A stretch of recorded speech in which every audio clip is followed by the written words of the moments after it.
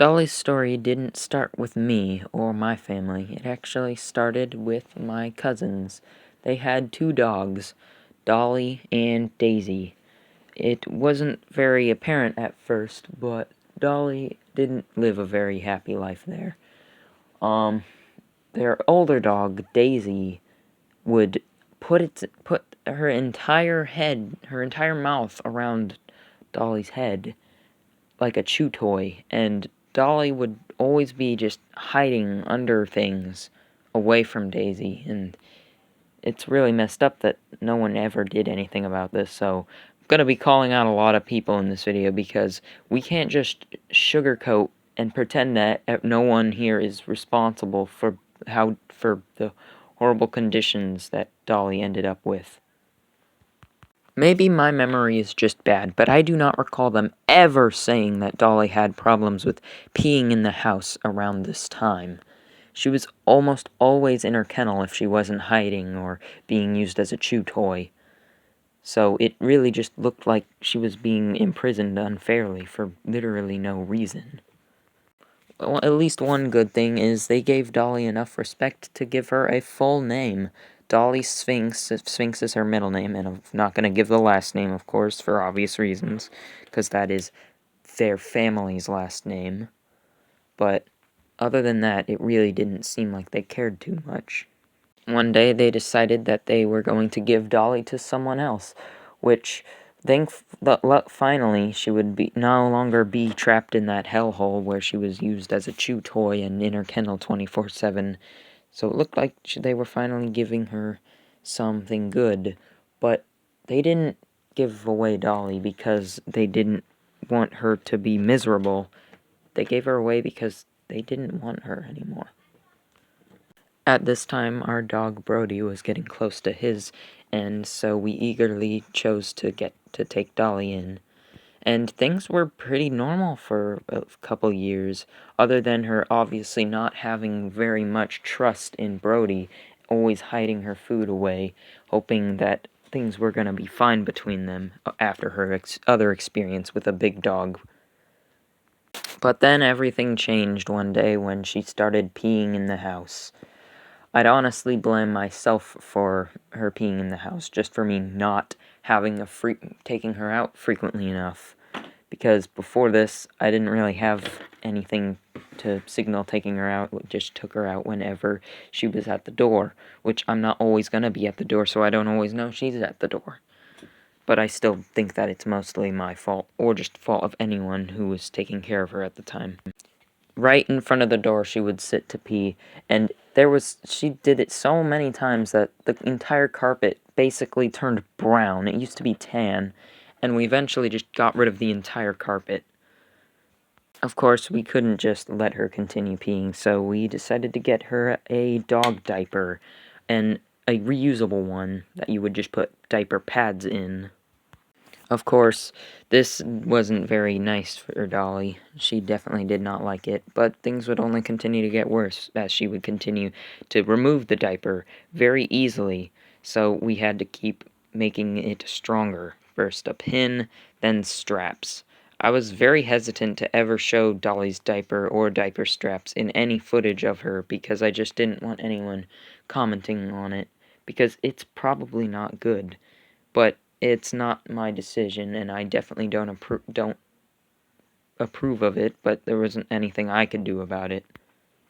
Even still, she would pee so much that it would just soak through the diaper, and then we had to straight up, at night, have a leash that would keep her in her bed, or at least on a towel that we'd put under where she sleeps, so she doesn't get up in the middle of the night and go pee everywhere.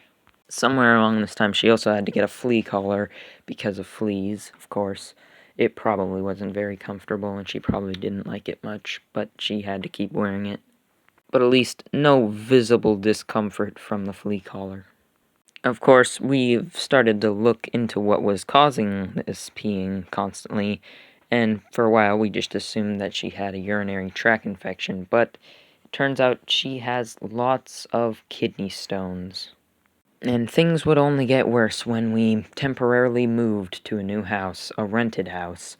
So we had a landlord who had rules, and that was one, that we could only have one animal, and two, well, not necessarily a rule, but we would have to keep her even more from not peeing on anything, because everything had to be kept in perfect condition, anything that wasn't ours. So now she went from only being chained at night to being chained anytime she's not going outside or just chilling on the couch or something. It's a real shame. And we only have the landowner and his stupid, strict rules to blame. But I continue to be slow and neglectful, so we had to install a alarm on my phone every 2 hours to make sure that she gets taken outside. And if you ever hear some random alarm interrupting my streams, that was that alarm. But things would only continue to get worse because next she had a problem with her teeth.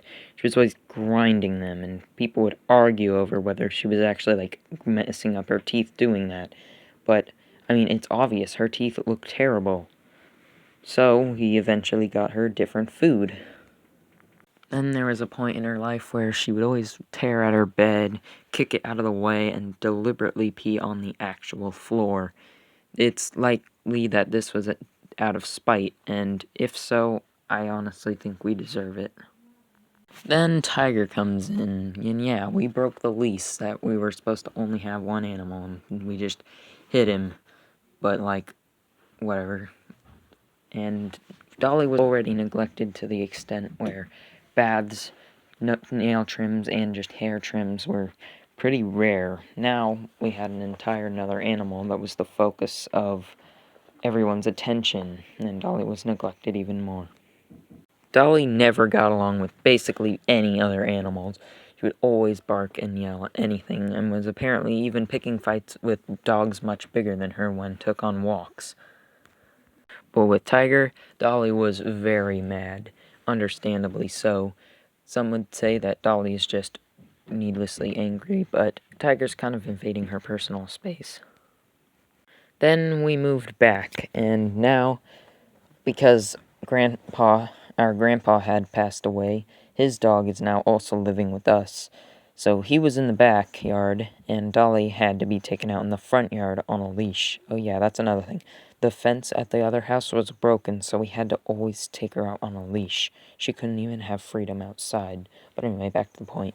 There's a tiny little stairs right up to the door that Dolly eventually just couldn't get up anymore. And on top of that, she didn't want to get up the stairs anymore. She wanted to just stay outside forever, but the front yard doesn't have a fence, so we have to take her in. But eventually we pulled the trigger and just let her stay in the backyard with Peanut.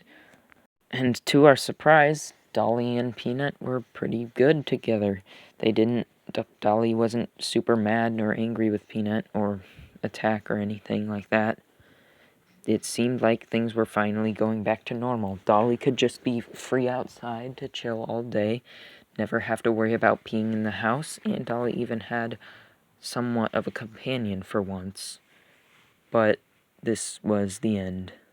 Dolly's throwing around of her bed and towel and all that had been progressively getting worse, but one day it was in its breaking point. Dolly was in too much pain from the kidney stones, and I honestly don't really want to describe how it went down. The first day, I was pretty much just in denial.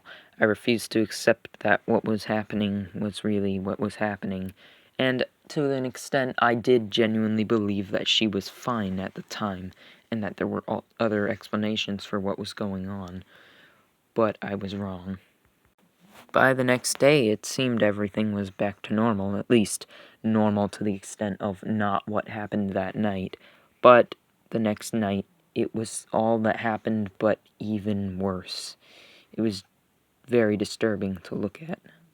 And oh my goodness, I hate that this had to happen right around the same time as that stupid conspiracy video. Because this was only like 2 days after that video, and because of the very disturbing imagery that almost somewhat matched one of the plot points of the dream, had to happen, and it makes it seem like the events were connected, but they're not. Anyway, we had to take her to the vet, and after what I had saw that night, I knew that it needs to end at this point. The amount of pain that she was in that night is not a pain that she should be forced to live with any longer. One last thing had to happen to make everything way more worse than it had to be. The stupid vet that was there was yelling at us for not getting her surgery for her stones earlier.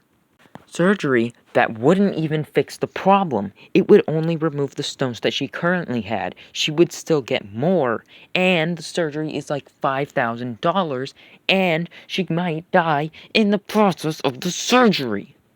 And he's even lying, saying this is that and putting her down were the only two options available when there exists tons of different medicines for breaking and preventing kidney stones that she could have taken. And while deep down I did wish that she could still live some longer, I knew that it was time for her to go. But that doesn't change the fact that they lied because they wanted us to choose the more expensive option. You'd think that doctors and vets would be people that are deeply caring for life and animals, but no, they just want a big old paycheck, and I freaking hate vets for that. And finally, we buried her at Grandpa's, who had also passed away, his old house, where all the other animals who are no longer with us are also buried. So that's the story of Dolly, an unfairly tragic story of she just didn't deserve anything that she went through. She was a great dog and deserved so much better, and everyone is at fault for the situation that she was in. Her original owners, me, my dad, everyone who didn't volunteer to take better care of her, everyone is responsible for how it turned out. But that's life, I guess. Rest in peace, Dolly Sphinx. She deserved better.